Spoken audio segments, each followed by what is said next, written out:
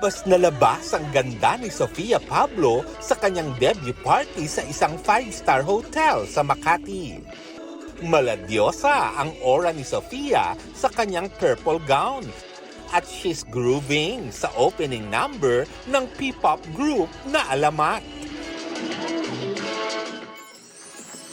Achieved ang Hawaiian Tropical Paradise theme na may pink and purple motif. Star-studded ang birthday party at masayang-masaya si Sofia dahil dumating ang lahat ng mga taong mahalaga sa kanya. Yun yung sobrang na-appreciate ko, and nung tinitignan ko kanina parang hindi ako makapaniwala na andito silang lahat. Present sa party, sina GMA Network Senior Vice President Annette Gozon Valdez, Senior Vice President for Entertainment Group Lilibeth Razonable, at iba pang GMA executives. Very Gen Z ang atake ni Sofia sa isang debut traditions. Ang 18 Roses, ginawang 18 TikTok dances at nag-transform ang gown ng debutant into mini dress. First dance ni Sofia, si GMA First Vice President for Program Management, Joey Abacan. Nakasayaw din niya ang ilang handsome kapuso stars tulad ni Naruro Madrid at Miguel Tan Felix. Last dance niya ang ka-love team na si Allen Ansay. Dumalo rin ang iba pang malalaking bituin ng Kapuso Network at ng Sparkle at marami pang iba. Ngayong nasa legal age na si Sofia, may nakikita ba siyang magiging pagbabago sa kanyang buhay at career? Mas hindi na limited yung characters na pwedeng gampanan. Kasi like before, meron yung hindi pa pwede masyado pa siyang bata, minor pa siya. Laging ganon. So ngayon, excited kami ni Aki kasi mas marami ng roles definitely na mamibigay. And isa rin po yung excited na ako dito mag-drive. Lar Santiago, updated sa showbiz happenings.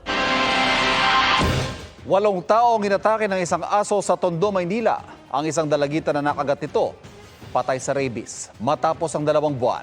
Nakatutok si Darlene Kai, exclusive. Huwag mo, tandaan mo ha, mahal naman kita ha. Pati kami lahat ha. Tandaan mo yan. Ano ka? Ano naman galing?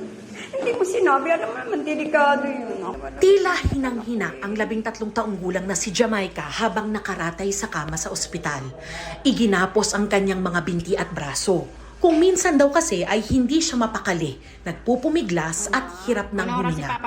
Habang naka-admit sa ospital, unti-unting nanghina si Jamaica at bumula ang kanyang bibig.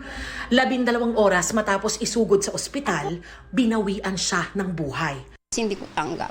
Hirap kasi yung alam mo hindi mo ina-expect na mawawala siya sa amin biglaan. Batay sa death certificate ng biktima, rabies encephalitis ang sanhi ng pagkasawi ni Jamaica. Ayon sa kanyang ina, isinugod nila ang kanilang bunsong si Jamaica sa ospital dahil nilagnat at nabalisa. Sabi niya, Mama, hindi na ako makainom. Mama, hirap na ako uminom ng tubig. Mama, baka may rabies na ako. Doon sa narinig ko na may rabies, sabi ko, bakit? Nakagat ka ba ng aso? Sabi raw ni Jamaica, Pebrero pa siya nakagat ng aso habang nasa Vitas Park. Nakita na raw nila noon ang sugat ni Jamaica sa paa, pero sabi niya, tumama lang daw siya sa alambre. Sabi ko, bakit ka lang nagsabi? Ngayon lang na. Sabi niya, sorry mama, sorry ma. Sabi niya ganun. Sabi ko, Be, hindi naman ako magagalit sa'yo kung sasabihin mo sa akin yan. Dapat naagapan. Sabi niya, sorry ma, sorry. Ma, mamamatay na ba ako? Mamamatay na ba ako? Doon ako kinabahan, parang gusto ko na mag-hysterical. Batay sa investigasyon ng barangay, 7 iba pang tao ang kinagat ng parehong aso sa parehong araw. Sa gitna ng birthday party sa Barangay 99 sa Tondo, Maynila noong February 10, biglang nagkagulo ang mga tao. Tumakbong palayo ang isang aso. Kinagat niya na pala sa binti ang 24 na taong gulang na si Imari, pati kanyang tiyahin. Nang pagkatake niya sa akin, sinisipa ko na siya. Then pagkasipa ko sa kanya, talagang sinusugod niya talaga ako. Agad niyang ipinagamot ang sugat. Nahuli agad ng mga kawani ng Barangay 99 ang aso at itinurn over kalaunan sa Vitas Veterinary Inspection Board. Talagang matapang, ma'am. Talagang Gusto niya talagang kumain ng tao. Kumuha kami ng pangkulong ng manok, ng scratch pin, pare.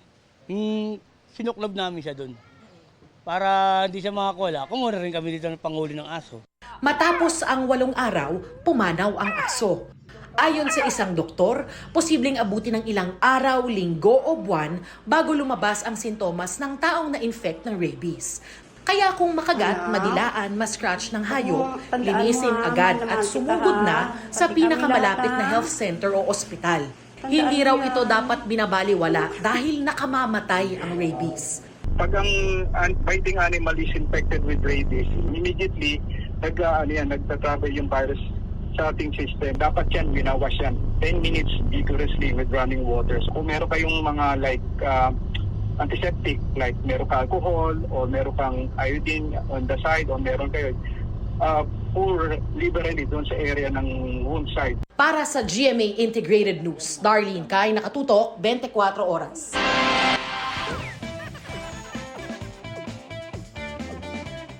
Ivan, may tanong ako. Go ahead. Tulad ba ng iba, mainit na kape rin ang gusto mong kapiling kahit napakainit? Walang iba kung gustong makapeling, kundi ang kape. Pero mainit kahit na mainit ang panahon, gusto ko mainit na kape pa rin. Pero alam mo, maraming makaka-relate dyan dun sa storya natin.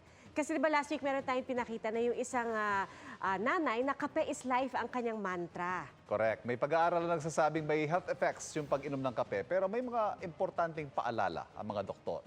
Alamin sa pagtutok ni JP Soriano. Pag hindi ako mawawa ng kape, parang pinatay na ako. Hindi lang si Nanay Carmen ang tila coffee is life. Sa tindahang ito sa Quezon City, kapeng mainit ang in-order ng mga nag-break sa katabing construction area kahit tanghaling tapat. Kahit mainit? Opo. Ano ba yung ginhawang pag nakainom ka ng kape? Paki-describe nga, ano bang pakiramdam? Parang yung gumagana yung pakiramdam ko pag nakainom ko ng kape. Paki-describe ang pakiramdam. Sarap. Kape na po kayo, kahit tanghaling tapat, mainit. Ang 60 years old na si Gilay, hot coffee rin daw ang pamatid uhaw. Kahit nga umaapoy sa init ang temperatura, pakiramdam daw niya pagkatapos magkape. Presko sa katawan, parang tibay ang katawan ko kung magkahit kontraksyon ng trabaho. Sarap ng kape. Malakas pa ako sa mga 25 anyos. Dahil sa? Kape. Totoo yun. Kaya ang may-ari ng tindahan na si Senaida, inaalaska na ang mga suki. Umahilig talaga sa kape kahit gusto niya talaga pinapawisan mga ng mga yan eh. Kaya gusto nila mainit. Sa isang pag-aaral na inanathala ng National Institutes of Health sa Amerika, lumabas na ang pag-inom ng kape ay maaaring mapabuti ang sweating sensitivity o reaksyon ng katawan ng tao para pagpawisan. May mga sangkap din daw ang kape na maaaring magandang pag-aralan na makatulong para mapreskuhan ang uminom nito kahit mainit ang panahon. Pero wait a minute, kapeng mainit. Bagaman posibleng may magandang epekto ang pag-inom ng kape sa mainit na panahon, ayon sa ilang doktor, may dapat pa ring isaalang-alang. Anong klase yung iniinom natin? Katulad ng coffee, it has diuretics. So, diuretic effect. Ano ibig sabihin ng diuretic effect? Pwedeng umihi ka ng umihi. So, ibig sabihin mawawala yung tubig sa katawan mo. So, pwede ka ma-dehydrate. At mainit man o malamig, ang mahalaga raw ayon sa nakausap naming doktor. If mainit ang panahon, you stay hydrated. So, you drink any liquid na you think na makakatulong ma-hydrate yung katawan mo. Payo ni dating Health Secretary Jaime Galvestan na isang holistic health and wellness advocate. Ang mainam na pang-hydrate, mineral water dahil sa electrolytes nito. Iwasan din daw ang mga inuming matatamis. Para sa GMA Integrated News, JP Soriano, nakatutok 24 oras. At yan po ang mga balita ngayong weekend para sa mas malaking misyon at mas malawak na paglilingkod sa bayan. Ako po si Pia Arcangel. Ako po si Ivan Mayrina mula sa GMA Integrated News, ang News Authority ng Pilipino. Nakatutok kami 24 oras.